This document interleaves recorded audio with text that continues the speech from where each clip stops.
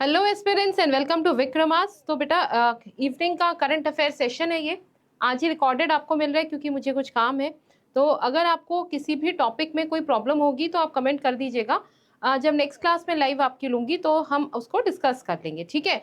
तो चलिए, आप किसी भी एग्जामिनेशन की तैयारी कर रहे हैं, है ना। आप यूपीएससी की तैयारी कर रहे हैं, आप स्टेट पीएससी की तैयारी कर रहे हैं, आप एसएससी की तैयारी करें, किसी भी एग्जामिनेशन की जहाँ करंट अफेयर्स को पूछा जाता है, तो ये सेशन आपके लिए बहुत ज़रूरी है ना। तो यूपीएससी, एसएससी, स्टेट पीएससी या कोई भी बैंकिंग या जिस भी एग्जामिनेशन में करंट अफेयर्स को पूछा जाता है, ठीक है। तो हम यहाँ पर ना सिर्फ करंट अफेयर्स को सीखते हैं, लेकिन करंट अफेयर्स को स्टैटिक के साथ किस तरह से लिंक करना है, करंट अफेयर्स को स्टैटिक पोर्शन के साथ कैसे लिंक करना है, ये भी मैं यहाँ आपके साथ डिस्कस करती हूँ। स्टैटिक जिनको नहीं पता बेटा, तो हिस्ट्री, ज्योग्राफी, पॉलिटी, ठीक है, एनवायरनमेंट, साइंस एंड टेक, ये जितने भी सब्जेक्ट्स होते हैं जो कंसेप्ट बेस्ड है, इनको स्टैटिक बोला जाता है क्योंकि ये चेंज नहीं हो रहे हैं डेली, लेकिन हाँ करंट अफेयर डेली बदल जाते हैं, ठीक है। तो करंट अफेयर्स को आपको इन सबके साथ, इन स्टैटिक सब्जेक्ट्स के साथ लिंक करना भी उतना ही जरूरी है, डेफिनेटली आना चाहिए। साथ ही बेटा हम क्या करते हैं, हम डेली एथिक्स का एक टॉपिक भी डिस्कस करते हैं, है ना। एथिक्स का एक टॉपिक डिस्कस करते हैं जहां हम उसकी डेफिनेशन को देखते हैं, साथ ही अगर उसके कुछ इंपॉर्टेंट एग्जाम्पल्स होते हैं, इंडिया में उसकी रेलेवेंस क्या है, ये सारी चीज़ें देखते हैं। आज के सेशन में ये मैंने नहीं डाला है क्योंकि ये मुझे लगता है कि लाइव में करने में ही ज़्यादा फायदा है, क्योंकि वन वे नहीं होना चाहिए कम्युनिकेशन जब टू वे होता है तभी ये टॉपिक्स ठीक रहते हैं। तो आज क्या है, आज सिर्फ करंट अफेयर्स को पढ़ेंगे हम, ठीक है। ये टॉपिक फिर दोबारा से लाइव क्लास से कंटिन्यू हो जाएगा, ठीक है। तो बिल्कुल मिस नहीं करना है, ध्यान से पढ़ना है। पहली न्यूज़ देख लेते हैं। आज यानी 31 अक्टूबर को बेटा नेशनल यूनिटी डे, ठीक है, यानी एकता दिवस, राष्ट्रीय एकता दिवस मनाते हैं। क्या मनाते हैं? राष्ट्रीय एकता दिवस। क्यों मनाते हैं?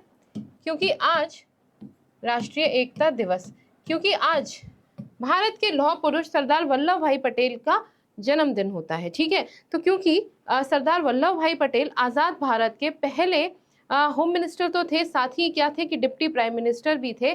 और इन्होंने क्या किया था, भारत को अखंड भारत बनाने के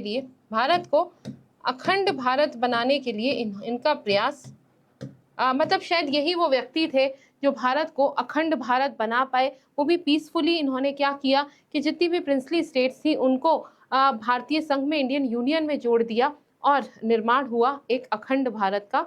that means he helped in the political integration of India, ठीक है। तो आप ये शब्द याद रखेंगे कि he helped in political integration of India, ठीक है। तो पॉलिटिकली भारत को अखंड बनाने के लिए पॉलिटिकल इंटीग्रेशन ऑफ इंडिया,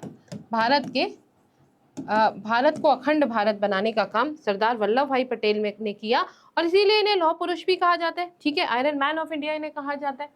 तो ये देख लेते हैं, national unity day celebrated on 31 अक्टूबर। और कब से बेटा? 2014 से इनके जन्मदिन को अपने यूनिटी डे की तरह, एकता दिवस की तरह मनाया जाता है। भारत के पहले होम मिनिस्टर थे, इन्हें सरदार कहा गया था। कब कहा गया था? तो 1928 में गुजरात के बारदोली में सत्याग्रह हुआ था। हिस्ट्री में इसके बारे में आप पढ़ते हैं, ठीक है। बारदोली का सत्याग्रह हुआ था, उसमें इन्होंने बहुत महत्वपूर्ण भूमिका निभाई थी, जिसके बाद गांव की जो महिलाएं थी, जो विलेज की लेडीज थी, उन्होंने इनको सरदार की उपाधि दी थी, ठीक है। इन्होंने क्या किया था? इन्हें सरदार की उपाधि दी थी। तो ये पॉइंट्स आप याद रखेंगे। हिस्ट्री के पॉइंट ऑफ व्यू से भी बहुत ज़रूरी है। 1918 में इन्होंने पहली बार स्वतंत्रता संग्राम में भाग लिया था, लेकिन 1928 के बारदोली सत्याग्रह से न केवल इन्हें सरदार की उपाधि मिली, साथ ही ये एक नेशनल लीडर बनके भी उभरे थे, यानी राष्ट्रीय स्तर पर इन्हें एक नेता की तरह मान्यता मिली थी, ठीक है। तो ये सारे पॉइंट्स आप याद रखेंगे, सरदार वल्लभ भाई पटेल। और हाँ, जब हम सरदार वल्लभ भाई पटेल को पढ़ रहे हैं तो स्टैचू ऑफ यूनिटी जो केवड़िया गुजरात में है, नर्मदा नदी के किनारे पर, तो वो क्या है? दुनिया की सबसे ऊंची मूर्ति बनाई गई है सरदार वल्लभ भाई पटेल की। कहाँ है? तो याद रखेंगे केवड़िया गुजरात। और इसे क्या कहा जाता है? इसे भी कहा जाता है स्टैचू ऑफ यूनिटी। ठीक है, चलिए बेटा आगे देख लेते हैं। अब ये कौन है? ये है होमी जे भाभा। ठीक है, जिन्हें फादर ऑफ न्यूक्लियर प्रोग्राम कहा जाता है इंडिया में। ठीक है, इंडिया में क्या कहा जाता है? Father of nuclear program, Homi J Bhabha. इनकी 114वीं बर्थ एनिवर्सरी मनाई जाती है। कब? 30 अक्टूबर को। 30 अक्टूबर को इनके जन्म को 114 वर्ष पूरे हो गए। ठीक है, तो ये उनका असली ही फोटो है। ठीक है, Homi J Bhabha, father of Indian nuclear program. Bharat का जो नाभिकीय कार्यक्रम है, भारत का जो नाभिकीय प्रोग्राम है, उसका जनक इन्हें कहा जाता है। क्या कहा जाता है इन्हें? भारतीय नाभिकीय प्रोग्राम का जनक कहा जाता है। भारतीय नाभिकीय कार्यक्रम का जनक इन्हें कहा जाता है। ठीक है, ये पॉइंट आप याद रखेंगे। ठीक है बेटा, तो इनका जन्म 30 अक्टूबर 1909 मुंबई में हुआ था। और आपको पता होना चाहिए कि JRD टाटा जी की मदद से इन्होंने क्या किया था? इन्होंने Tata institute of fundamental research tipper की नींव रखी थी। ठीक है, तो ये पॉइंट भी आप याद रखेंगे। और साथ साथ ये फाउंडिंग चेयरमैन थे एटॉमिक एनर्जी कमीशन के। और 1956 में 1950 में जब इनकी मृत्यु हो जाती है, तो उसके बाद इस संस्था का नाम बदल करके Homi Bhabha atomic research centre, Bhabha atomic research centre कर दिया जाता है। ठीक है, तो क्या है ये?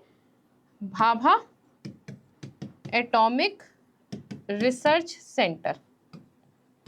भाभा एटॉमिक रिसर्च सेंटर इस इंस्टीट्यूट का नाम रख दिया था, जो शुरू में था एटॉमिक एनर्जी कमीशन, उसके ये फाउंडिंग चेयरमैन थे। तो दो संस्था जो थे, इन्हीं के प्रयासों से इसकी स्थापना हुई थी। एक था टिफर यानी Tata institute of fundamental research. आज भी रिसर्च के क्षेत्र में टिफर का लोहा माना जाता है ना। कुछ दिनों पहले रैंकिंग आई थी, तो उसमें भी हमने देखा था रिसर्च के क्षेत्र में टिफर को पूरी दुनिया में नंबर 1 पे रखा गया था। ठीक है, 1956 में यानी इनकी 1956 में भारत का पहला न्यूक्लियर रिएक्टर अप्सरा ट्रॉम्बे में कमीशन किया गया था। ठीक है, ये बेटा आप याद रखेंगे। ठीक है, तो इनकी मृत्यु कब होती है? 1966 में। 1966 में मॉन्ट ब्लैंक, ठीक है, मॉन्ट ब्लैंक की जो पहाड़ियां हैं वहां पर इनका प्लेन क्रैश हो गया था। आज भी ये एक डिबेट का ही इशू है कि ऐसा कैसे हुआ था। खैर 1966 में इनकी मृत्यु हो गई थी मॉन्ट ब्लैंक में प्लेन क्रैश में। तो ये थे होमी भाभा के बारे में थोड़ा सा मैंने आपको बताया। ये चीज़ें आप याद रखेंगे बेटा। ठीक है, चलिए अब ये कौन है? महेंद्र सिंह धोनी। इनको SBI state bank of India ने क्या किया है? क्रिकेट आइकन MS धोनी को अपना ब्रांड एम्बेसडर बनाया। और आपको याद हो तो इस महीने दो और ऐसे कंपनीज हैं जिन्होंने अपना ब्रांड एम्बेसडर बनाया था। तो सबसे पहले तो रिलायंस, ये जियो मार्ट ने इन्हें अपना ब्रांड एम्बेसडर बनाया था। और अभी हाल ही में लेज ने, है ना, नो लेज नो गेम। ठीक है, याद है मैंने आपको ये सारा पढ़ाया था भी शायद पिछले हफ्ते 10 दिन पहले ही। तो लेज के भी ये ब्रांड एम्बेसडर बने हैं महेंद्र सिंह धोनी। उससे पहले जियो मार्ट के बने हैं। और अब स्टेट बैंक ऑफ इंडिया ने इन्हें अपना ब्रांड एम्बेसडर बनाया है। क्लियर है बेटा? तो ये याद रखेंगे। इसके अलावा ये बहुत से और दूसरे एडवर्टीजमेंट्स पे भी टीवी में आपको दिखते हैं जहां ये उन ब्रांड्स को एंडोर्समेंट कर रहे होते हैं, यानी उसकी क्या कर रहे होते हैं, एक तरीके से उसका एडवर्टीजमेंट कर रहे होते हैं और कह रहे होते हैं भाई बहुत अच्छा है, आप भी लीजिए। तो फिलहाल SBI वो लेटेस्ट कंपनी है जिसके ये ब्रांड एम्बेसडर बने हैं। ठीक है, चलिए, तो ये किस लिए? स्पेशली यंग जो पॉपुलेशन है उन्हें बैंकिंग सेक्टर में लाने के लिए। तो ये इनके मार्केटिंग और प्रमोशनल कैंपेन्स में हेल्प करेंगे। पब्लिक सेक्टर बैंक की बात करें तो BoB had appointed Rahul Dravid. BoB क्या है? Bank of Baroda. ठीक है, बैंक ऑफ बड़ौदा ने किसको किया है? राहुल द्रविड़ को अपना ब्रांड एम्बेसडर बनाया। Delhi based Punjab national bank ने विराट कोहली को अपना ब्रांड एम्बेसडर बनाया है। और जब हम विराट कोहली की बात कर रहे हैं तो आपको भूले तो नहीं कि अभी हाल ही में ऑडी इंडिया ने, जो ऑडी की कार्स आती हैं, उन्होंने विराट कोहली को अपना ब्रांड एम्बेसडर बनाया था। ठीक है, कल परसों मैंने आपको बढ़ाया था कि स्विस वॉच जो है रेडो, उसने कटरीना कैफ को अपना ब्रांड एम्बेसडर बनाया है ना। और जब हम ये सारी चीजें पढ़ रहे हैं बेटा, तो इलेक्शन कमीशन को बिल्कुल नहीं भूलिएगा। इलेक्शन कमीशन ने अभी राजकुमार राव राजकुमार राव को अपना यूथ आइकन बनाया है ना। राजकुमार राव, इनकी मूवी आई थी न्यूटन। न्यूटन में इन्होंने छत्तीसगढ़ में इलेक्शन, छत्तीसगढ़ का जो नक्सल हिट एरिया है वहां पर ये किस तरह से सक्सेसफुली इलेक्शन कराते हैं, न्यूटन मूवी में वो दिखाए। और मैंने आपको सजेस्ट भी किया था कि कभी फ्री टाइम होता है, मन कर रहा है तो इस मूवी को देखिएगा, वाकई बहुत अच्छा है इस मूवी में दिखाया गया। तो फिलहाल राजकुमार राव को किसने बनाया है, इलेक्शन कमीशन ने। और इनसे पहले इलेक्शन कमीशन ने सचिन तेंदुलकर को अपना यूथ आइकन बनाया था। तो इसको कहते हैं लिंकिंग। आप जब एक न्यूज को पढ़ रहे होते हैं तो उससे पुरानी जो भी घटनाएं आपने हफ्ते 10 दिन 15 दिन में पढ़ी होती हैं, महीने 2 महीने पुरानी भी, आप उसको रिवाइज करिए। इससे क्या होते हैं, ब्रेन में कनेक्शंस बनते हैं। और जब हम कनेक्ट करके पढ़ते हैं बेटा, आप बिल्कुल नहीं भूलेंगे, गारंटी दे रही हूँ इस बात की। लेकिन क्या करना है, ब्रांड एम्बेसडर नाम सुनते ही जितने हाल फिलहाल के ब्रांड एम्बेसडर्स दिमाग में आते हैं सारे याद कर लीजिए, ठीक है। चलिए आगे चलते हैं। Farmer RBI governor Raghuram Rajan, इनकी नई बुक रिलीज हुई है, ब्रेकिंग द मोल्ड। तो बेटा देखिए, स्टेट पीएससीज में स्पेसिफिकली ये क्वेश्चंस बहुत पूछे जाते हैं कि फिलहाल अगर हाल फिलहाल में किसी बुक, कोई नई बुक लॉन्च हुई होती है तो उसके बारे में पूछ लेते हैं, उसके राइटर के बारे में। तो रघुराम राजन की बुक लॉन्च हुई है ब्रेकिंग द मोल्ड। तो ब्रेकिंग द मोल्ड किसके द्वारा लिखी हुई है, तो रघुराम राजन ने इस बुक को लिखा है। और कौन है रघुराम राजन, तो ये RBI, reserve bank of India, India का बैंकर्स बैंक, उसके ये गवर्नर हैं। क्लियर। चलिए, तो ये मैंने बता दिया, रघुराम राजन, इन्होंने इकोनॉमिस्ट रोहित लांबा के साथ मिलकर के ब्रेकिंग द मोल्ड, री इमेजिनिंग इंडियाज इकोनॉमिक फ्यूचर, ठीक है। तो breaking the mould and re imagining the economic future of India, ये बुक लिखी है रघुराम राजन ने, किसके साथ मिलकर के, तो इकोनॉमिस्ट रोहित लांबा के साथ मिलके। पेंगुइन रैंडम हाउस ने इसको पब्लिश किया है और 7 दिसंबर को ये रिलीज होगी। चलिए, तुलसी पीठ कहाँ है, चित्रकूट एमपी में। और देखिएगा बेटा, चित्रकूट जो है, चित्रकूट धाम, ये वही चित्रकूट धाम है जहाँ कहते हैं कि जो हमारे श्री राम थे वो अपने वनवास के टाइम कुटिया बना के रहे थे, ठीक है। तो चित्रकूट धाम जो है वो उत्तर प्रदेश में भी है और मध्य प्रदेश में भी है। तो यानी इतना बड़ा इलाका है कि आधा ही उत्तर प्रदेश में आता है, आधा मध्य प्रदेश में जाता है। तो ये तुलसी पीठ है, ये हमारा चित्रकूट जो एमपी में है, मध्य प्रदेश में, वहां है। और ये देखिए मोदी जी यहाँ क्या कर रहे हैं, यहाँ पर 3 किताबों का अनावरण इन्होंने किया, ठीक है। 3 बुक्स को इन्होंने रिलीज किया है। चलिए समझ लेते हैं क्या क्या है। तो पीएम मोदी विजिटेड तुलसी पीठ और यहाँ पे 3 किताबों को लॉन्च किया है। एक है अष्टाध्यायी भाष्य। बेटा ये अष्टाध्यायी कौन सी किताब है, अष्टाध्यायी क्या है, ये पुरानी किताब है, आइए अभी बताती हूँ, एंशिएंट लिटरेचर है। इसके अलावा रामभाद्राचार्य चैतराम और भगवान श्री कृष्ण की राष्ट्रलीला, ठीक है। ये 3 किताबें रामभाद्राचार्य महाराज, ठीक है, रामभाद्राचार्य महाराज द्वारा लिखी गई है। अष्टाध्यायी की बात करें तो 1000 ईयर ओल्ड टेक्स्ट है, जिसमें कि इंडिया के व्याकरण, जैसे ग्रामर कहते हैं, उसके बारे में है ये है, ठीक है। तो उस किताब को दोबारा नहीं लिखा गया है, भाष्य यानी उसके जो इम्पोर्टेंट पॉइंट्स हैं उन्हें एक लिस्टिंग उसकी की गई है, ठीक है। चलिए, तो अष्टाध्यायी भाष्य, रामभाद्राचार्य चैतराम और भगवान श्री कृष्ण की राष्ट्रलीला। रासलीला की बात हर कोई करता है, इसमें राष्ट्रलीला की बात करी गई थी कि किस तरह से उन्होंने नेशन के डेवलपमेंट में काम किया, ठीक है। तो इन तीनों ही किताबों को प्राइम मिनिस्टर मोदी ने तुलसी पीठ में जाकर के इनका अनावरण किया है। तो ये चीजें बेटा आप याद रखेंगे। तुलसी पीठ क्या है, it is an important religious and social service institution इन चित्रकूट, ठीक है। तो एक रिलीजियस और सोशल सर्विसेज का सेंटर है चित्रकूट में। Chitrakoot MP establish by Jagat Guru रामभाद्राचार्य इन 1987। तो बेटा देखिए जो व्यक्ति दिख रहे हैं ये है इस पीठ के संस्थापक रामभाद्राचार्य, ठीक है, रामभाद्राचार्य, ठीक है ना। चलिए, it is one of the leading publishers of Hindu religious literature, ठीक है। तो आपने सबने नाम तो सुना है किसका, गीता प्रेस गोरखपुर का, लेकिन यहाँ से भी तुलसी पीठ से भी बहुत सारा हिंदू रिलीजियस लिटरेचर पब्लिश होता है। और रामभाद्राचार्य जो है इन्होंने 100 से ज़्यादा किताबें ऑथर करी हैं और 50 से ज़्यादा इनके पेपर पब्लिश हुए हैं, ठीक है। 2015 में इन्हें पद्म विभूषण मिला था फ्रॉम गवर्नमेंट ऑफ इंडिया। तो बेटा रमदाचार्य का नाम आप याद रखेंगे, तुलसी पीठ का नाम याद रखेंगे, कहाँ स्थापित है, कहाँ ये मौजूद है, तो चित्रकूट मध्य प्रदेश में मौजूद है। ये सारे पॉइंट्स आपको बेटा बिल्कुल अच्छे से याद करके ध्यान रखने, ठीक है। मध्य प्रदेश के गवर्नर की बात करें तो मंगू भाई सी पटेल। तो मंगू भाई पटेल जो है गुजरात से Madhya Pradesh as a governor बना के भेजे गए हैं। और मध्य प्रदेश को टाइगर स्टेट ऑफ इंडिया कहा जाता है ना। यहीं पर अपना पन्ना टाइगर रिजर्व है, जहां पर हमने चीता को रीइंट्रोड्यूस किया था, चीता रीइंट्रोडक्शन यहीं पर किया गया था, ठीक है, याद है ना बेटा ये सारी चीजें। यहाँ पर 3 यूनेस्को वर्ल्ड हेरिटेज साइट है, कौन कौन सी है, भीमबेटका, सांची और खजुराहो, ठीक है। तो भीमबेटका, सांची और खजुराहो तीनों यूनेस्को वर्ल्ड हेरिटेज साइट है जो मध्य प्रदेश में सिचुएटेड है, ठीक है। यूनेस्को बायोस्फीयर रिजर्व, तो यूनेस्को की वर्ल्ड हेरिटेज साइट बता दी, यूनेस्को का बायोस्फीयर रिजर्व पंचमढ़ी भी एमपी का ही भाग है। तो ये कुछ फैक्ट्स थे मध्य प्रदेश से रिलेटेड, ये आप याद रखेंगे, ठीक है बेटा। चलिए, ये कौन है, रिलायंस के जो चेयरमैन है मुकेश अंबानी, उनकी वाइफ है नीता अंबानी।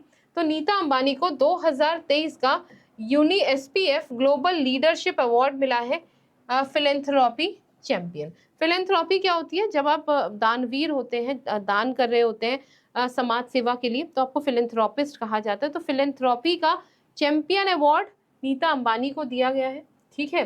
तो नीता अंबानी ये फाउंडर है और चेयरपर्सन है रिलायंस फाउंडेशन की। तो रिलायंस फाउंडेशन क्या है बेटा, ये रिलायंस की वो आर्म है जो कि जितना भी फिलेंथ्रोपिस्ट वर्क होता है, यानी जितना समाज सेवा का दान पुण्य का जो काम होता है, ये संस्था देखती है, ठीक है। तो इन्हें prestigious 2023 uni SPF global leadership award मिला है for her exceptional philanthropic and social responsibility work. तो SRW सोशल रिस्पॉन्सिबिलिटी वर्क।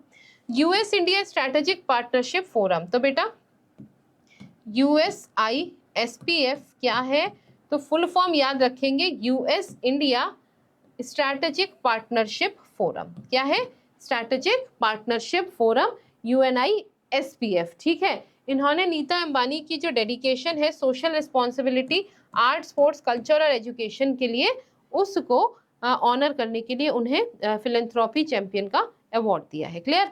चलिए, तो ये यूनी एसपीएफ का नाम आप याद रखेंगे। यूपीएससी को बड़ा प्यार है इस तरह से UN लिखा है ना, आखिर तो बहुत से लोग इसे यूनाइटेड नेशन से कंफ्यूज कर देंगे। तो बेटा नहीं, यूनाइटेड नेशन नहीं है ये, ये आपका क्या है, यूएस इंडिया पार्टनरशिप फोरम है, ठीक है। चलिए, बैजनाथ अग्रवाल, देखिए अभी थोड़ी देर पहले मैंने गीता प्रेस गोरखपुर का नाम लिया था, तो इन्हीं के ट्रस्टी हैं बैजनाथ अग्रवाल, इनका हाल ही में निधन हो गया है, ठीक है, याद रखेंगे। और जब मैं यहाँ पर आपको गीता प्रेस गोरखपुर बोल रही हूँ, तो गांधी पीस प्राइज इस साल का, गांधी पीस प्राइज इस साल का गीता प्रेस गोरखपुर को दिया है, जिन्होंने अवार्ड तो स्वीकार कर लिया था, लेकिन इन्होंने इसका जो प्राइज मनी था वो लेने से मना कर दिया था। उन्होंने कहा था ये दान में काम आ जाएगा, ठीक है। चलिए, तो सेंटर है, तो ये देखिए यहाँ लिखा भी है गांधी पीस प्राइज, ठीक है, 2021 गीता प्रेस गोरखपुर को। और इस instituted by the government of India in 1995।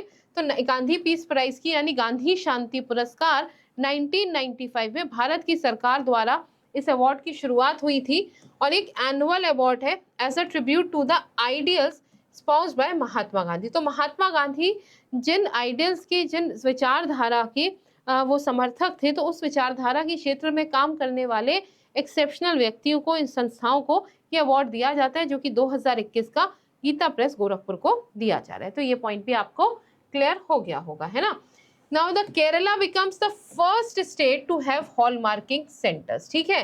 तो हॉलमार्किंग क्या होती है, पहली बात तो ये समझ लीजिए, हॉलमार्क एक तरीके का ISI मार्क है। आपको याद होगा कि क्या थी ISI मार्क, हम देखते थे ना पहले कि बिजली का कोई सामान है उसमें ISI मार्क होना चाहिए, है ना, इंडियन स्टैंडर्ड इंस्टीट्यूट का मार्क। अब हॉलमार्क क्या है बेटा, ये गोल्ड को दिया जाता है, ठीक है, गोल्ड को दिया जाता है, BIS का स्टैंडर्ड मार्क है ये, ठीक है। जो भी प्योरिटी होती है, यानी 22 है, 24 है, जो भी कैरेट होगा वो गोल्ड की आप बनी कोई भी ऑर्नामेंट लेते हैं, कॉइन लेते हैं, जो भी आप ले रहे हैं, उस पर वो मार्क रहेगा 916 होना चाहिए।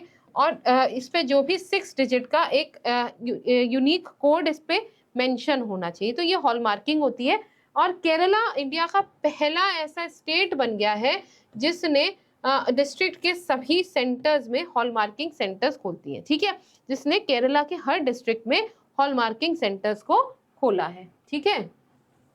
Kerala become first state in India to have hallmarking centres in all 14 district. तो केरला में कितनी डिस्ट्रिक्ट्स हैं?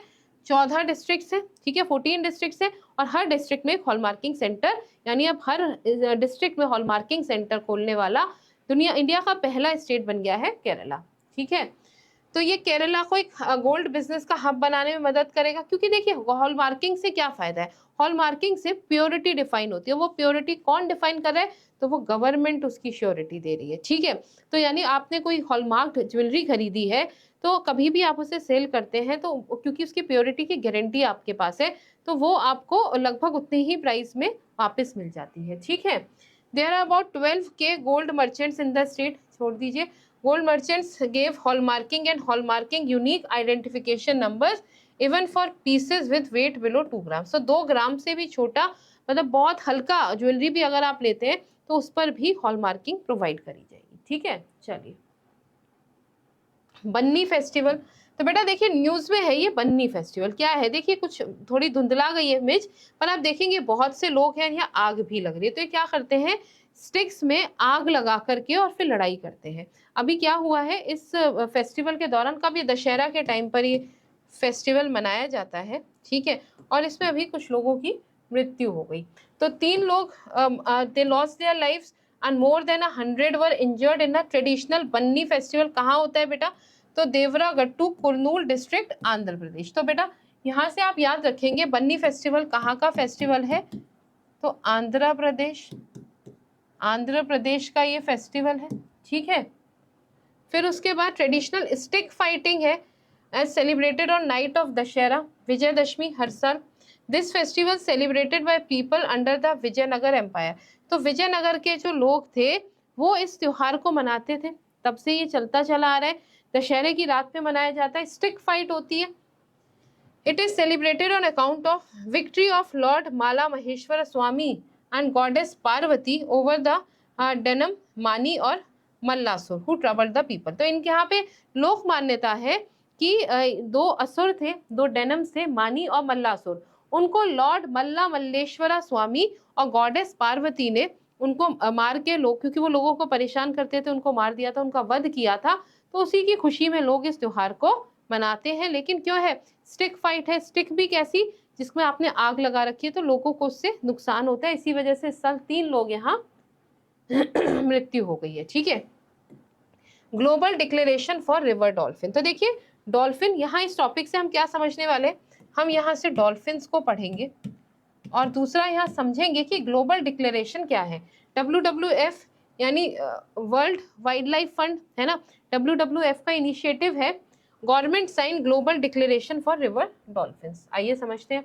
In a ground breaking development 11 Asian and South American countries recently signed a global declaration for river dolphins. तो नदियों में रहने वाली जो डॉल्फिन होती है उसके लिए एक डिक्लेरेशन साइन की है, जिसमें 11 को किस किस से लोगों ने साइन किए, तो 11 एशियन और साउथ अमेरिका के देश हैं जिन्होंने इस डिक्लेरेशन को साइन किया है, ठीक है बेटा।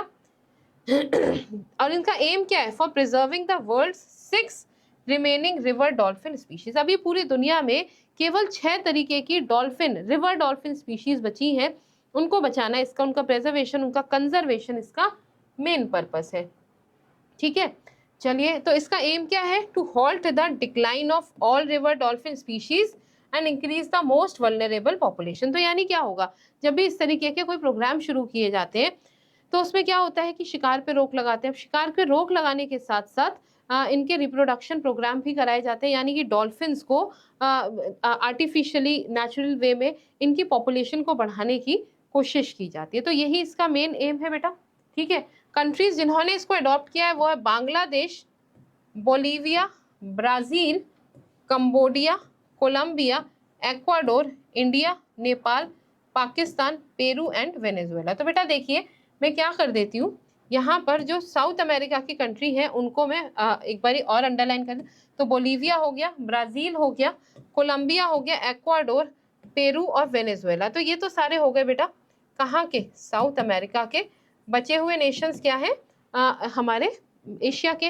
तो देखिए इंडिया, पाकिस्तान, बांग्लादेश, ये नेपाल, ये भी वो देश हैं जिन्होंने इस डिक्लेरेशन को साइन किया था। तो यहाँ से याद रखेंगे कि India has also signed this river dolphin this thing, ठीक है। चलिए, तो these countries they agreed to improve water quality in the dolphins habitat, create protected areas, tackle overfishing and involve indigenous communities in the affected regions in protecting the animals। तो ये सारी चीजें बेटा आप ध्यान रखेंगे, ठीक है। चलिए, रिवर डॉल्फिन्स की बात करें तो अमेजन पिंक डॉल्फिन, ठीक है, अमेजन नदी में रहने वाली, Irrawaddy dolphin, Ganges dolphin, Ganges dolphin Ganga में मिलती है, इंडस नदी में मिलने वाली Indus dolphin, Tucuxi dolphin, Yangtze river dolphin ये एक्सटिंक्ट हो चुकी है, और यांगस्टे फिनलेस पोर्पोइस ये अभी भी प्रेजेंट है। तो बेटा ये कुछ रिवर डॉल्फिन्स की स्पीशीज हैं, ये टोटल 7 हैं, जिनमें से एक यांगस्टे रिवर डॉल्फिन अब एक्सटिंक्ट हो चुकी है, नहीं मिलती। बची हुई 6 स्पीशीज के कंजर्वेशन के लिए इस डिक्लेरेशन को साइन किया है, और इंडिया इस डिक्लेरेशन को साइन करने वाले 11 देशों के समूह में शामिल है। और इसको साइन करने वाले जो 11 देश हैं उसमें एशिया के और साउथ अमेरिका के देश हैं। तो ये पॉइंट भी बेटा आप याद रखेंगे, ठीक है। चलिए, तो river dolphins they are 6 species of small unusually fresh water aquatic animals. Mammals होते हैं बेटा ये, है ना, मैमल्स यानी स्तनधारी जीव होते हैं, that are related to whales, ठीक है। वेल्स जो है वो ऑर्डर किटेशिया को बिलोंग करते हैं, लेकिन ये क्या है, ये आपके मैमल्स हैं, ठीक है। और दूसरा 7th river dolphin species Chinese river dolphin थी, बैजी भी कहते थे इसको, 2007 में एक्सटिंक्ट घोषित कर दिया। अभी हमने देखा था यांगस्टे रिवर में थी, ठीक है। बची हुई 6 स्पीशीज जो हैं उन्हें इंडेंजर्ड या क्रिटिकली इंडेंजर्ड है ये IUCN की रेड लिस्ट पर, ठीक है। और 6 surviving species of river dolphins are Amazon, Indus, Ganges, Irrawaddy, Tucuxi and Yangtze, ठीक है। तो बेटा ये नाम भी आप कोशिश करिएगा याद करने का, मुश्किल लग सकते हैं। गैंजेस हो गई, इंडस हो गई, अमेजन हो गई, नदियों के नाम पर है, क्यों, क्योंकि उन्हीं नदियों में ये पाई जाती है। यांगस्टे हो गई, इरावदी हो गई और टुकोक्सी हो गई, ठीक है। चलिए अब देखिए क्या है, एल सेल्वाडोर जाने वाले भारतीयों को और अफ्रीकन को, ठीक है, तो दे हैव टू पे अ स्पेशल फी। कितना, लगभग $1000, ठीक है। तो $1000 as a fee El Salvador में जाने के लिए देनी पड़ेगी। क्यों ऐसा किया तो समझिए, एक छोटा सा सेंट्रल अमेरिकन कंट्री है, आइए एक सेकेंड मैप में देख लेते हैं। ये देखिए एल सेल्वाडोर, ठीक है, ये हमारा एल सेल्वाडोर दिख रहा है, और ये क्या है, एल सेल्वाडोर नॉर्दर्न ट्राइंगल का हिस्सा है। नॉर्दर्न ट्राइंगल का हिस्सा है, क्या क्या है इसमें, एल सेल्वाडोर, होंडुरास और निकारागुआ है, ठीक है। एल सेल्वाडोर, होंडुरास और निकारागुआ है, ये नॉर्थ अमेरिका साउथ अमेरिका को जोड़ रहा है। क्या है, सेंट्रल अमेरिका की एक छोटी सी कंट्री है एल सेल्वाडोर। आइए इसको थोड़ा सा और समझ लेते हैं। They have started charging $1000 fee for African and Indians travelling to the country. देखिए क्या होता है, एल सेल्वाडोर से यूएस में इलीगल एंट्री लोग करते हैं, और एल सेल्वाडोर उसके बहुत आसान सी लोकेशन, तो इन्होंने कहा भैया $1000 की फीस आप हमें दो, तब तो आप हमारे यहाँ आओगे, ठीक है। चलो समझ लेते हैं। This is seen as a move by the El Salvadorian government to stop migration to United States of America through El Salvador, ठीक है। तो एल सेल्वाडोर से अमेरिका पास में है, वहीं से इलीगल एंट्री कर लेते हैं लोग। तो new fees which work out to be तो लगभग $1130 होगी वैट लगाने के बाद, ठीक है, on travellers of Africa and India. और ये कब से, 23 अक्टूबर 2023, यानी फौरन डिसीजन लिया और उसी दिन से लागू भी कर दिया कि ₹1123 पहले हमारी फीस दे दो, फिर मर्जी जो कर लो यहाँ से। तो क्या होगा कि इससे लोग नहीं जाएंगे, है ना। Central American countries are of the popular routes for illegal migration to the USA। According to the El Salvadorian government, the money raised through the special fees will be used to improve the nation's main international airport। तो यहाँ से जो पैसा ये लेंगे, अब भाई ऐसे तो कहेंगे नहीं कि हमारे यहाँ से लीगली लोग जा रहे हैं, बात उल्टी इन पर पड़ जाएगी। तो इन्होंने क्या कहा, हम ये फीस ले रहे हैं इसलिए ले रहे हैं क्योंकि इंटरनेशनल एयरपोर्ट को बढ़िया बनाएंगे, लोग कहेंगे वाह जी वाह, हमारे ही पैसों से आप एयरपोर्ट को बढ़िया बना रहे। खैर, तो एल सल्वाडोर गवर्नमेंट ने mandatory for the airlines flying to the country to notify Ecuadorian authority about the passengers coming from the countries in Africa and India। अब देखिए छूट मतलब छाट के इंडिया और अफ्रीका को पकड़ा है ना, एशिया भी नहीं बोला, अफ्रीका से। इन्होंने कहा पैसेंजर्स को अगर आप लेकर आ रहे हैं इंडिया से या अफ्रीका से पैसेंजर आ रहे हैं तो आप बताएंगे हमें, इतनी फीस के बिना हमारे यहाँ एंट्री नहीं है। ठीक है, तो one of the major sources of migrants to the US has been from the countries of the northern triangle. तो ये 3 कंट्री जिन्हें नॉर्दर्न ट्रायंगल कहा जाता है, कौन कौन सी है? एल सल्वाडोर है, होंडुरास है और आपका निकारागुआ। ये तीनों को मिलाकर के कहा जाता है क्या? इन्हें कहा जाता है नॉर्दर्न ट्रायंगल। और यहाँ से क्या होता है, आराम से लोग माइग्रेट कर जाते हैं यूएसए में। ठीक है, चलिए। In 2022, more than 5 lakh people tried to cross into the US through the Mexico border. Many of these people tried to enter the US illegally through the Mexico border. तो बेटा देखिए, ये है मैक्सिको का बॉर्डर। यहाँ से क्या करते हैं लोग, इलीगली यूएसए में घुसने की कोशिश करते हैं। ये देखिए, फिर से देख लीजिए, होंडुरास है, निकारागुआ है और आपका ग्वाटेमाला है, एल सल्वाडोर है। ये सारे भाग मिलकर के क्या बनाते हैं, ट्रायंगल बनाते हैं। ठीक है, चलिए। UNGA, United nation general assembly adopted Gaza resolution. तो गाजा रेजोल्यूशन पास किया गया है कहाँ, यूनाइटेड नेशन की जनरल असेंबली में। कुछ दिन पहले आपने देखा होगा यूनाइटेड नेशन के जो चेयरमैन हैं उन्होंने क्या किया था, एक स्टेटमेंट दी थी इन द फेवर ऑफ फिलिस्तीन एंड अगेंस्ट इसराइल। बहुत से लोगों को बहुत बुरी भी लगी। ठीक है, लग सकती है भाई, सबका अपना एक तरीका होता है ना।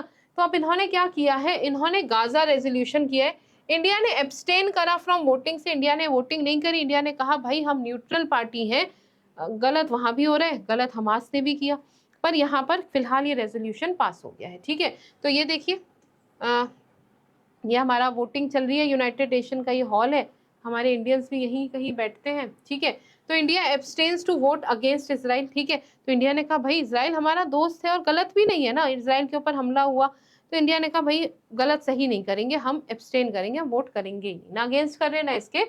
तो ये क्या है, नॉन बाइंडिंग रेजोल्यूशन है। पहली बात, बाइंडिंग नहीं है, इसको साइन करने वाला, इसको फेवर करने वालों के ऊपर लीगली बाइंडिंग नहीं है। Humanitarian truce in Gaza leading to cessation of hostilities between Israel and Gaza. ठीक है, 120 लोगों ने इसके लिए वोट किया है। China, France, Saudi Arabia, UAE, Oman, Yemen, Qatar, Pak, Syria, Indonesia, Sri Lanka, Bangladesh ने। 14 ने अगेंस्ट किया है, इसराइल हो गया, यूएसए हो गया, ऑस्ट्रिया, क्रोएशिया, चेक रिपब्लिक, हंगरी और 5 पैसिफिक आइलैंड नेशन है। 45 लोगों ने एब्सटेन किया है। ठीक है, जिसमें India, UK, Germany, Canada, Japan, Ukraine और साउथ कोरिया है। ठीक है, तो देखिए यूक्रेन खुद वॉर में है, लेकिन यूक्रेन ने कहा ना भैया हम अपने ही निपटा लें, दूसरों के मामले में क्यों बोलना। ठीक है, तो कनाडा ने एक अमेंडमेंट दिया है जिसकी बैकिंग यूएस ने की है। वो कह रहे हैं कि आपने कहीं भी 7 अक्टूबर को हुए हमास द्वारा जो टेररिस्ट अटैक किया गया उसके बारे में तो आपने इसमें जिक्र ही नहीं किया, उसकी कोई निंदा नहीं की, और ना ही आपने कहीं भी डिमांड की है कि इजराइल के जो हॉस्टेजेस हैं उनको इमीडिएटली रिलीज किया जाए। अब इस अमेंडमेंट को यूनाइटेड नेशन जनरल असेंबली ने रिजेक्ट कर दिया। कायदे में नहीं करना चाहिए था, आप यूनाइटेड नेशंस हैं, आप एक न्यूट्रल संस्था हैं, आपको एक न्यूट्रल डिसीजंस लेना चाहिए था। नहीं, आपको बात करनी चाहिए थी कि भाई ठीक है आप भी रोकिए, और उनसे कहना चाहिए था इनके हॉस्टेजेस को आप छोड़िए, आपने जो किया वो गलत किया, आपको उसकी जिम्मेदारी लेकर के माफी मांगनी चाहिए। पर ऐसा कुछ नहीं हुआ, कनाडा ने इसे मूव किया और उन्होंने इसको रिजेक्ट कर दिया। ठीक है, चलिए याद रखेंगे बेटा आप इन चीजों को। तो इंडिया एब्सटेन्ड फ्रॉम वोटिंग है ना, और इसका टाइटल क्या था, protection of civilians and upholding legal and humanitarian obligations. ये जॉर्डन ने इसको ड्राफ्ट किया था। तो याद रखेंगे जो जॉर्डन नेशन है उसने इस गाजा रेजोल्यूशन को ड्राफ्ट किया था। गाजा रेजोल्यूशन को इन्होंने क्या किया था, ड्राफ्ट किया था। ठीक है, चलिए ये आपको मैं दे दूंगी पीडीएफ। ठीक है, तो आप इसको एक बारी देख लीजिएगा। जॉर्डन ने किया, 40 कंट्रियों ने स्पॉन्सर किया, बांग्लादेश, मालदीव्स, पाकिस्तान, रशिया और साउथ अफ्रीका। ठीक है, लॉन्ग लास्टिंग, कंसिस्टेंट, तो इसमें क्या है, ये सारी चीज़ें मैंने आपको शॉर्ट में बता दी थी। ठीक है, चलिए in terms of fintech unicorns, fintech यानी फाइनेंशियल और टेक यहाँ पर मिल गया है ना, फाइनेंस और टेक्नोलॉजी को मिलके शब्द बनाया, क्या बनाया? फिनटेक। तो फिनटेक यूनिकॉर्न्स, यूनिकॉर्न्स क्या होते हैं बेटा? कंपनीज होती है जो इनिशियल स्टार्टअप्स होते हैं जो, ठीक है। तो उसमें अभी एक रैंकिंग आई है जिसमें फर्स्ट पोजीशन पे यूएस है, सेकंड पे हमारा ये चाइना है और तीसरे पर थर्ड पे इंडिया है, ठीक है।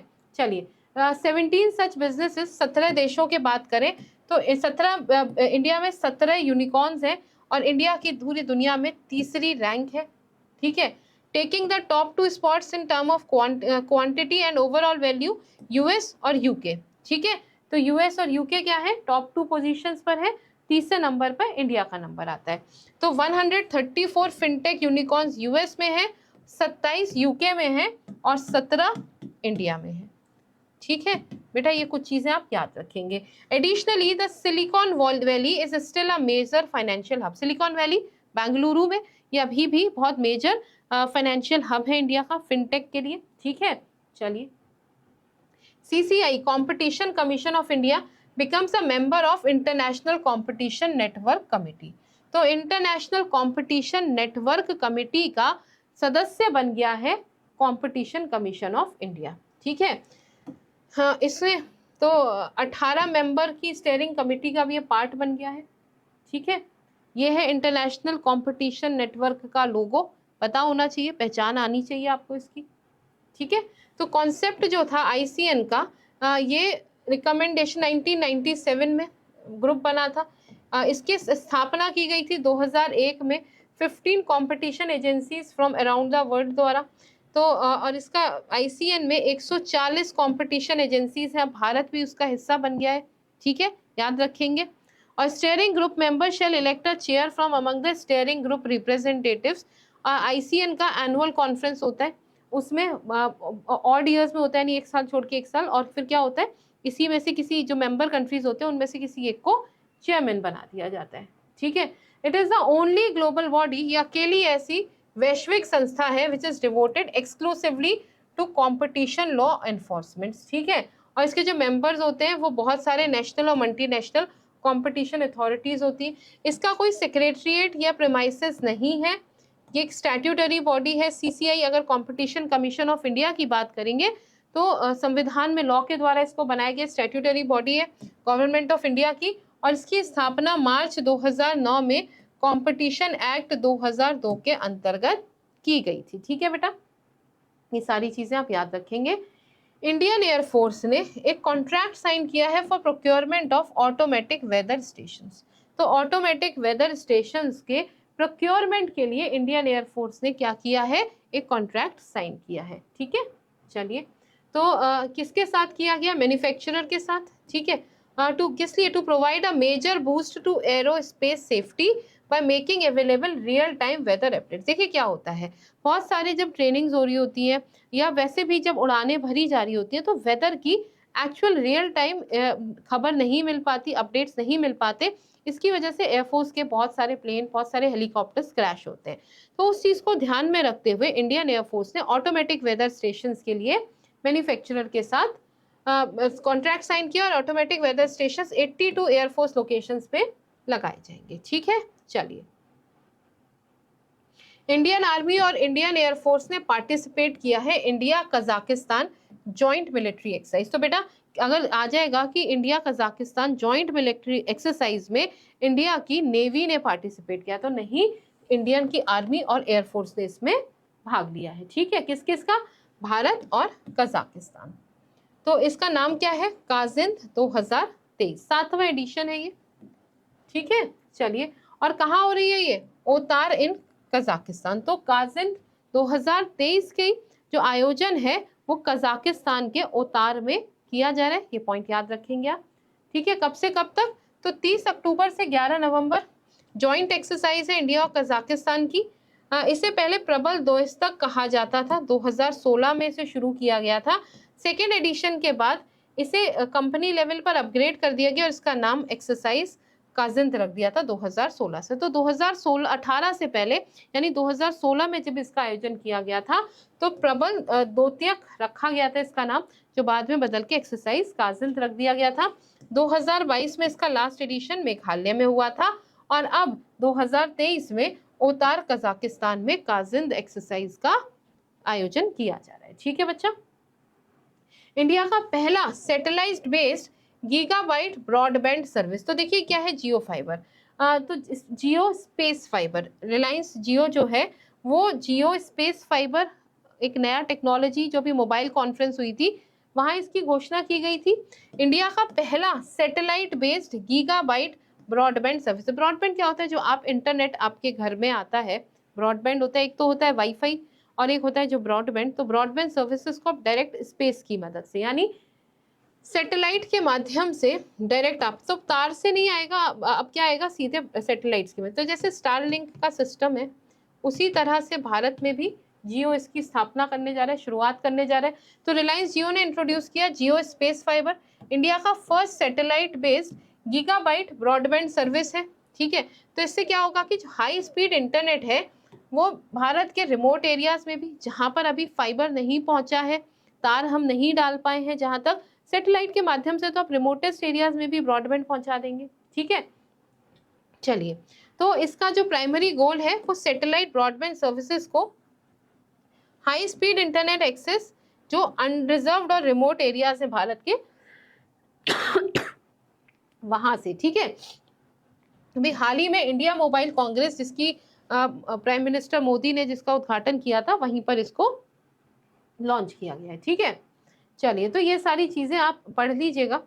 ठीक है, अगर आप डिटेल में जाना चाहते हैं, बाकी तो साइंस टेक का ही टॉपिक है, अलग से कवर करेंगे। ठीक है, चलिए, गुडावी बर्ड सेंचुरी। ठीक है, गुडावी बर्ड सेंचुरी में क्या हुआ है बेटा, अभी यहाँ पे काफी सारी बर्ड, जिसमें स्पूनबिल्स है, हिरॉन्स है, ब्लैक हेडेड एबिस है, ये अचानक से मर गई। गुडुवी बर्ड सेंचुरी, तो गुडुवी बर्ड सेंचुरी कहाँ है बेटा, कर्नाटका में। ठीक है, ये आप याद रखेंगे, एक इम्पॉर्टेंट टूरिस्ट डेस्टिनेशन है कर्नाटका की। ठीक है, चलिए, और ये गुडुवी लेक बैंक, गुडावी लेक है कर्नाटका में, उसके किनारे पर ये स्थित है। ठीक है, शिवमोगा जिस डिस्ट्रिक्ट में ये मौजूद है, वहां पर मनगढ़े बर्ड सेंचुरी और भद्रा वाइल्ड लाइफ सेंचुरी भी, और शिवगोमा के वेस्ट में जॉग फॉल्स भी हैं। तो बेटा यहाँ से देखिए कई चीजें हो गई। एक तो आपका हो गया शिवमोगा डिस्ट्रिक्ट, शिवमोगा डिस्ट्रिक्ट हो गया, और शिवमोगा डिस्ट्रिक्ट में क्या है, जोग फॉल्स भी है ना, इंडिया के one of the highest falls है। इसके अलावा यहाँ पर मंदा गड्डे बर्ड सेंचुरी है, और क्या है यहाँ पर है भद्रा वाइल्ड लाइफ सेंचुरी, और तीसरी चीज अभी हमने पढ़ी है, क्या है, गोडावी बर्ड सेंचुरी। तो बेटा ये सारी चीजें आप याद रखेंगे। और कहाँ है ये शिवमोगा डिस्ट्रिक्ट, तो कर्नाटका में। ठीक है, क्लियर, यहाँ तक कोई दिक्कत समस्या तो नहीं। ये क्या है, प्लियोसॉर। प्लियोसॉर क्या है बेटा, जुरासिक टाइम का 170 million year old ancient marine reptile. ठीक है, तो इसके फॉसिल मिले हैं, और ये अब तक का सबसे ओल्डेस्ट मेगा प्रेडेटरी प्लिसॉर है। प्लिसॉर क्या होता है, group of ocean dwelling reptiles. तो प्लिसॉर किसे कहते हैं बेटा, ओशन में यानी महासागर में रहने वाले रेप्टाइल्स को, ठीक है, रेंगने वाले जो जीव होते हैं उन्हें कहा जाता है प्लिसॉर। तो 170 मिलियन साल, मिलियन यानी इसमें 10 लाख होते हैं, तो यानी 1700 लाख साल पुराना एक अभी इसका प्लिसॉर का फॉसिल मिला है। ठीक है, और कहाँ मिला है, तो नॉर्थ ईस्टर्न फ्रांस में इसकी खोज की गई है। प्लिसॉर्स क्या है, एक टाइप ऑफ मेराइन रेप्टाइल्स, अभी मैंने बता दिया, जो लगभग 200 मिलियन साल पहले रहते थे पृथ्वी पर। ठीक है, किस टाइम, तो मिडिल जुरासिक पीरियड था, जुरासिक पीरियड के बीच में। और ये इनकी शॉर्ट नेक होती थी, लार्ज इनके कॉनिकल टीथ होते थे कोन जैसे, और स्कल इनका बहुत बड़ा होता था। ये एनॉर्मस एपेक्स प्रेडेटर्स। ठीक है, ये सारी चीज़ें आप थोड़ा सा देख लीजिएगा। ये largest, these are one of the largest aquatic carnivorous reptiles. तो कार्निवोरस से, ठीक है, यानी ये मांस भी खाते थे, और इन्हें सी मॉन्स्टर्स भी कहा जाता है। तो बेटा ये शब्द याद रखेंगे, प्लिसॉर्स, अगर साइंस टेक में कहीं पूछ लिया जाता है तो आपको पता होना चाहिए, 200 मिलियन साल पहले लगभग ये रहते थे। अब एक शॉर्ट न्यूज है, चाइना का रिसर्च शिप शियान 6, ठीक है, तो शियान 6 क्या है, चाइना का रिसर्च शिप है ये, कोलंबो पोर्ट पे पहुंच गया है। ठीक है, श्रीलंका तो भारत के लिए थोड़ा अलार्मिंग है, रिसर्च का शिप है, कोलंबो पोर्ट पर है, कोलंबो इंडिया के बहुत पास है। ठीक है, चलिए तो नाम याद रखेंगे, शियान 6। 24th हॉर्नबिल फेस्टिवल कहाँ पर आयोजन हो रहा है इसका? नागालैंड में 1 दिसंबर से होगा। तो बेटा ये है हॉर्नबिल बर्ड। ठीक है, हॉर्नबिल बर्ड, और इसके बारे में ये क्या है? ये आपके अरुणाचल प्रदेश की स्टेट बर्ड भी है। ठीक है, तो ये चीज आप याद रखेंगे। नागालैंड में हॉर्नबिल फेस्टिवल 2023 का आयोजन किया जा रहा है 1 दिसंबर से। 197 कम्युनिकेशन लिमिटेड, तो ओसीएल, ओसीएल यानी one communication limited, 197 communication limited जो ब्रांड पेटीएम ब्रांड का ओनर भी है, ये ऑफिशियल स्पॉन्सर बन गए हैं नेशनल गेम्स, जिसको जो गोवा में आयोजित हो रहे हैं। तो गोवा में नेशनल गेम्स 2023 का आयोजन किया जा रहा है।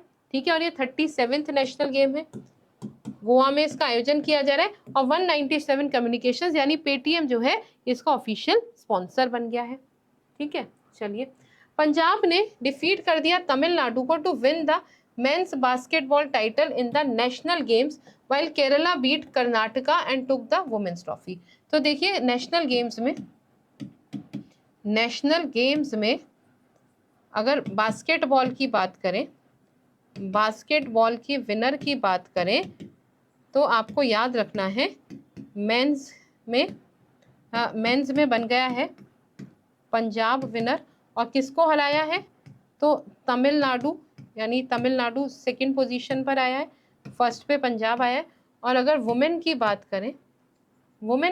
करें तो केरला फर्स्ट पर आया है और सेकंड पर आया है बेटा कर्नाटका।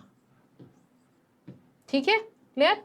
चलिए, Indian government has introduced a star labelling programme for solar panels to enhance consumer awareness and promote the use of high quality and energy efficient solar photovoltaic modules। तो सोलर फोटोवोल्टिक मॉड्यूल्स के लिए star labelling programme की शुरुआत भारत सरकार। तो star labelling programme क्या है बेटा?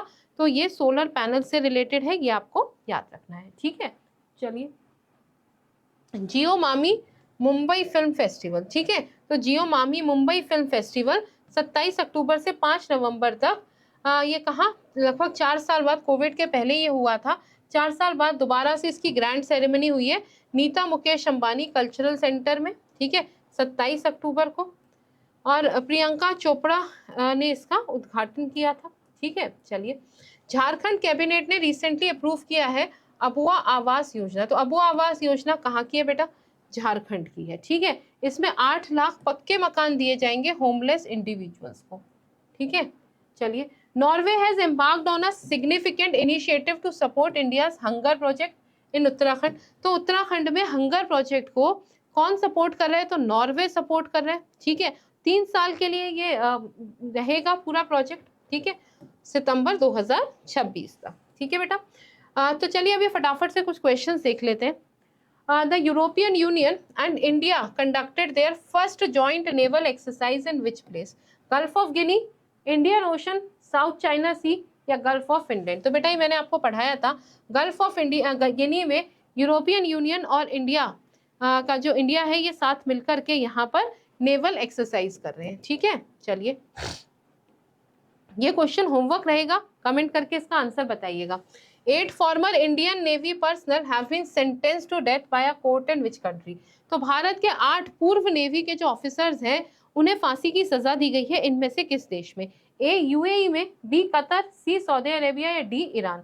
तो बेटा कमेंट करके कमेंट सेक्शन में इसका सही जवाब आप मुझे बताएंगे। ठीक है, तो चलिए ये थे आज के जितने भी इंपॉर्टेंट करंट अफेयर्स थे वो मैंने आपके साथ कवर कर दिए हैं।